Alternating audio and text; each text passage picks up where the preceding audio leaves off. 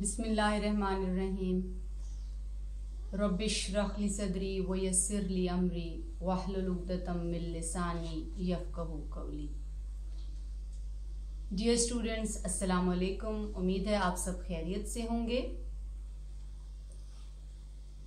Education made easy के lecture 5 के दूसरे हिस्से के साथ आज हम डिस्कस करेंगे अमले तालीम के अनासर में एक बहुत ही अहम अंसर निसाब के बारे में। अगर हम निसाब को डिफाइन करें तो इसकी डेफिनेशन कुछ यूं बनती है। निसाब वो रास्ता है जिस पर चलकर कोई तालिब इल्म अपनी मंजिल तक पहुंचता है। यानी निसाब एक ऐसा रास्ता है जिस पर डिफरेंट एक्टिविटीज होती हैं, डिफरेंट किस्म के उसमें अप्स एंड डाउन्स आते हैं और उन अप्स एंड डाउन्स को क्रॉस करके वो तमाम एक्टिविटीज करते हुए स्टूडेंट अपनी मंजिल तक पहुंच जाता है। और वो मंजिल दरअसल मकासद तालीम है। स्टूडेंट्स, निसाब किसी एक अंसर का नाम नहीं है, बल्कि ये 4 अनासर का मजमुआ है। जब भी हम निसाब का लफ्ज पढ़ेंगे तो हमारे जहन में ये क्लियर होना चाहिए कि ये कोई एक नुक्ता नहीं, बल्कि ये 4 अनासर का मजमुआ है। पहला आंसर मकासद तालीम, दूसरा आंसर है नफ्से मजमून, तीसरा आंसर है तरीक़े तदरीस और चौथा आंसर है जायजा।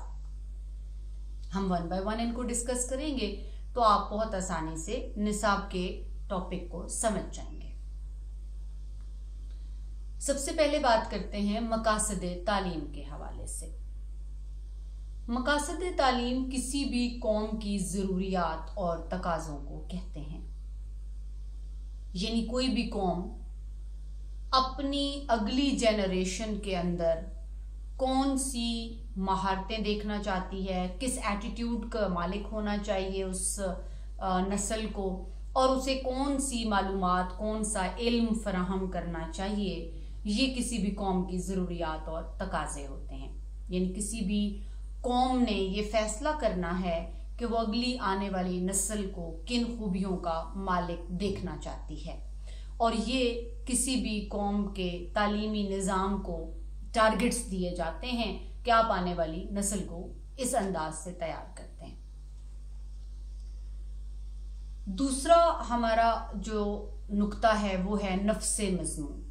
नफ्से मज़मून किसी भी ऐसे लिखे हुए मवाद को कहते हैं जो एक किताब की शक्ल में या दस्तावेज की शक्ल में या किसी नोट्स की शक्ल में, या आपके पास अब जो नया हमारे पास एक ट्रेंड है उसमें सॉफ्ट कॉपी की शक्ल में, वीडियो या ऑडियो की शक्ल में आपके पास मौजूद होता है।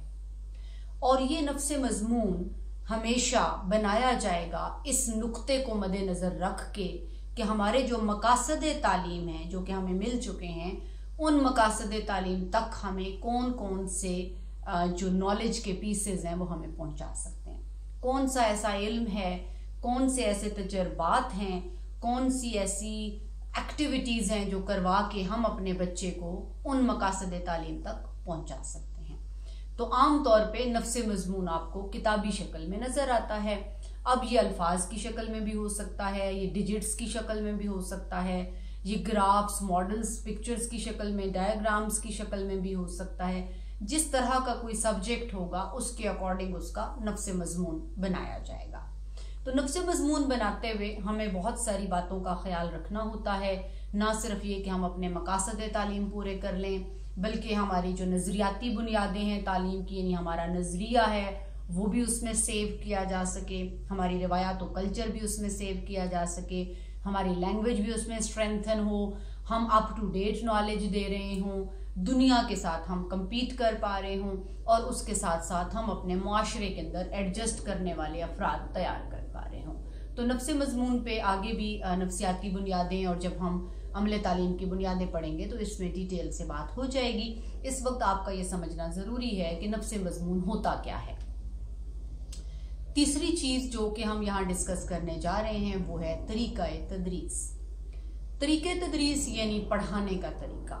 आप सब अच्छी तरह वाकिफ हैं। बचपन से अब तक अपनी टीचर्स के बारे में एक लम्हा सोचें तो आपको अंदाज़ा होगा कि जितने असातिज़ा कराम ने आपको पढ़ाया उन सब ने अपने अपने तरीक़ाकार से आपको तालीम दी।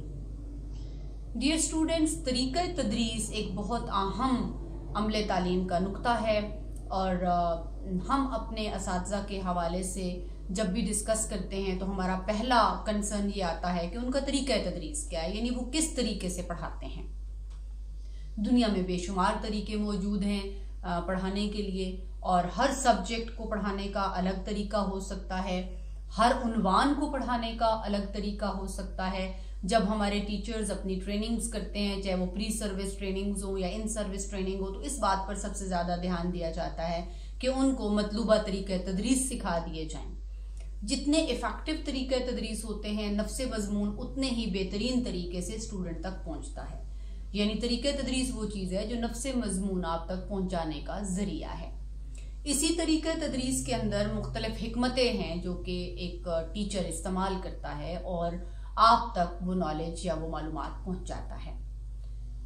तरीक़े तदरीस में जो सबसे ज़्यादा इस्तेमाल होने वाला तरीका है वो तकरीरी तरीक़े तदरीस है, जिसे हम लेक्चर मेथड कहते हैं। इसी तरह से हमारे पास मुज़ाहिराती तरीक़े तदरीस भी होता है, जिसे डिमॉन्स्ट्रेशन मेथड कहते हैं। अमली तरीक़े तदरीस है हमारे पास, टेक्स्ट बुक मेथड है, project method, assignment method, practical method. There are many deductive method, inductive method, there are many methods जिन पे इंशाल्लाह वन बाय वन हम डिटेल से बात करेंगे। तो यहाँ पर समझने का नुक्ता ये है कि कोई मुअल्लिम कितने बेहतरीन तरीके से आप तक नफ्से मज़मून पहुँचाता है और वो अपने तरीक़े तदरीस में कितना एक्सपर्ट है। अगर एक मुअल्लिम एक ही तरीक़े तदरीस से तालीम देता रहे तो वो कमरे जुमात में बोरियत पैदा करता है। लिहाजा एक मुअल्लिम मुख्तलिफ तरीक़े तदरीस इस्तेमाल करता है और मुख्तलिफ हिकमतें इस्तेमाल करता है ताकि इफ़ेक्टिव तरीके से स्टूडेंट तक नफ्से मज़मून को पहुँचाया जा सके। तो एक मुअल्लिम जितना एक्सपर्ट होगा अपने तरीक़े तदरीस में, उतना ही बेहतर नफ्से मज़मून स्टूडेंट तक पहुँचेगा। चौथा हमारा आंसर है निसाब का जायजा। जायजा का मतलब क्या है? जांच पड़ताल करना, यानी वो मकासद तालीम जो हमने बनाए और उनके मुताबिक हमने जो नफ्से मज़मून लिखा और उस नफ्से मज़मून को हमने तरीक़े तदरीस के जरिए स्टूडेंट तक पहुंचाया। अब वो स्टेप आ गया है कि जिसमें ये देखा जा सके कि जो एफर्ट हमने की है, स्टूडेंट ने की है, टीचर ने की और पूरा सिस्टम उसमें एफर्ट कर रहा था, उसमें हम किस कदर कामयाब हुए हैं। और इसका एक आम सादा तरीका अपनाया जाता है जिसमें हम टेस्ट लेते हैं, जिसमें हम क्विज लेते हैं, प्रेजेंटेशंस लेते हैं, या फिर हम annual examination, written paper, pen जो पेपर है वो हम लेते हैं, एग्जाम लेते हैं और उसमें हम एक क्वेश्चन पेपर इस्तेमाल करते हैं जो कि एक स्टैंडर्ड क्वेश्चन पेपर होता है और उस क्वेश्चन पेपर के थ्रू हम जज करने की कोशिश करते हैं कि एक स्टूडेंट ने किस हद तक सीखा, यानी ताल्लुम उसके अंदर किस हद तक वकूफ़ पजीर हुआ। हमारे एग्जामिनेशन सिस्टम 3 घंटे के एक पेपर पर मुश्तमिल एग्जामिनेशन सिस्टम है और उसके बाद हम ये फैसला कर लेते हैं कि स्टूडेंट को अब अगले दर्जे में जाना चाहिए या नहीं जाना चाहिए। एक हमारा वो भी सिस्टम है जो कि हम डे टू डे असेसमेंट्स करते हैं, जिसमें हम रोज़ाना या हर महीने के बाद या हर हफ्ते के बाद या कोई टॉपिक ख़त्म होने के बाद एक टेस्ट लेते हैं और उस टेस्ट में हम ये जज करने की कोशिश करते हैं कि हमारे स्टूडेंट क्या दुरुस्त डायरेक्शन पर चल रहे हैं। अगर उनकी डायरेक्शन गलत है या उनको कोई चीज़, कोई कॉन्सेप्ट समझ नहीं आया तो उसे फिर रिवाइज कर लिया जाता है और उसके ऊपर दोबारा एफर्ट पुट कर ली जाती है ताकि वो दुरुस्त समझ पर दौड़ना शुरू हो जाए। तो इन दोनों जो हमारे जायज़ा के सिस्टम हैं, इन दोनों की अपनी अपनी जगह बहुत अहमियत है। अगर हम क्लासरूम असेसमेंट नहीं करते तो हम फाइनल असेसमेंट में अक्सर नाकामी का सामना करते हैं, क्योंकि हम अंधेरे में चल रहे होते हैं, हम अंधेरे में बढ़ रहे होते हैं, हमें अपनी मंजिल के हवाले से मालूम नहीं होता कि हमारी मंजिल कितनी करीब है। लेकिन अगर हम डे टू डे असेसमेंट्स करते रहें, माहाना असेसमेंट्स करते रहें, तो हम अपने स्टूडेंट्स की वीकनेसेस पर पहले ही काबू पा सकते हैं और फाइनली फिर हम उस असेसमेंट में कामयाब होते हैं। स्टूडेंट्स याद रखिए कि ये जायज़ा सिर्फ आपका नहीं होता, इस जायज़ा में बहुत सारे अनासिर का जायज़ा लिया जाता है। अब तक हमने जितने भी अनासिर कवर किए हैं वो सब इसका टारगेट होते हैं और आपके रिजल्ट्स ये बताते हैं कि एक मुअल्लिम कितना कामयाब था, नफ्स मजमून कितना अच्छा था, खुद जायज़ा का निज़ाम कितना अच्छा था, आपके ऊपर जो रिसोर्सेज, जो बजट इस्तेमाल किया गया, क्या वो इनफ था या नहीं था। और जब आपका रिजल्ट आता है और आपके बारे में ये फैसला किया जाता है कि आप कामयाब हुए या नहीं हुए, तो पूरा सिस्टम कामयाब या नाकाम होता है।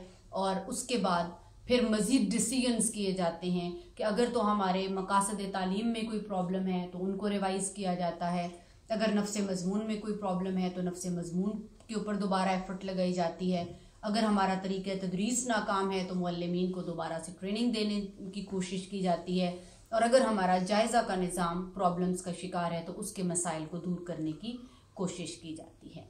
तो डियर स्टूडेंट्स, अगर हम निसाब की बात करें तो वो ये 4 अनासर हैं। सबसे पहला आंसर मकासद तालीम, दूसरा नफ्स मजमून, तीसरा तरीक़े तदरीस और चौथा आंसर है जायज़ा। मुझे उम्मीद है कि निसाब का आपका कॉन्सेप्ट क्लियर हो गया होगा, और अब से जब भी कभी निसाब का लफ्ज़ आएगा तो आपके जहन में सिर्फ किताबें नहीं आएंगी, बल्कि ये चारों अनासर आएंगे और आप इनको बहुत अच्छे तरीके से डिस्कस करने के भी काबिल होंगे। अगर आपका कोई सवाल हो तो कमेंट सेक्शन में मुझे ज़रूर बताइएगा। आज के लिए इतना ही, बहुत शुक्रिया।